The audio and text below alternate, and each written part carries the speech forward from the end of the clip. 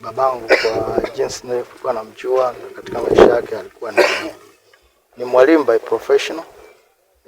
Nimezaliwa nimemkuta ni mwalimu, na alikuwa ni mtu changamfu, mpole, mnyenyekevu, mtu aliyekuwa anapenda ushirikiano na watu wote, na alikuwa anashirikiana na watu wote. At the same time alikuwa ni mtu ambaye ni very smart.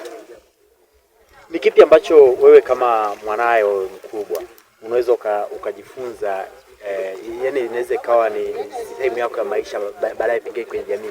Ni kipi ambacho alikufundisha ambacho wewe mwenyewe unaona hata jamii inapaswa kujua? Kitu nilichojifunza kwake ni kwamba alikuwa ni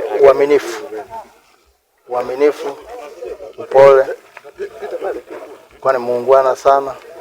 Ni mtu ambaye alikuwa anapenda ushirikiano katika jamii, na mara nyingi alikuwa anatusisitiza kwamba ni vizuri ushirikiano na jamii, maana usiposhirikiana na jamii kwa kiasi kikubwa huwezi kufanikiwa. Kwa watoto 10 wa kiume katika jamii yenye watoto wengi kiasi hicho wa kiume, kuna kila aina binadamu hapo, kwa maana watu 10 ni watu wengi sana.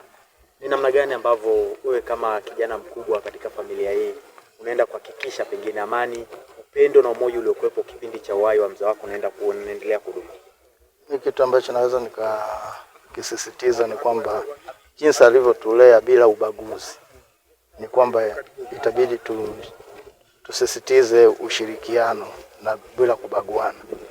Ana wanawake 2, lakini jinsi alivyotulea, alitulea katika misingi ya kushirikiana, na mpaka sasa hivi mpaka leo tulikuwa bado tunashirikiana.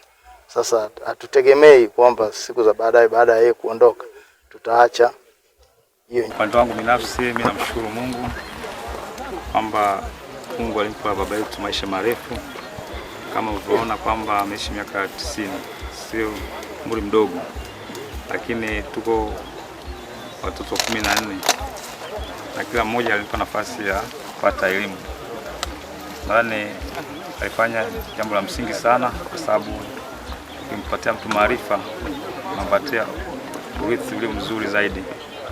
Ametulea kimaadili, then namshika kama kaka yetu mkubwa alivyosema kwamba tuko na ushirikiano na mshikamano ndani ya familia zetu.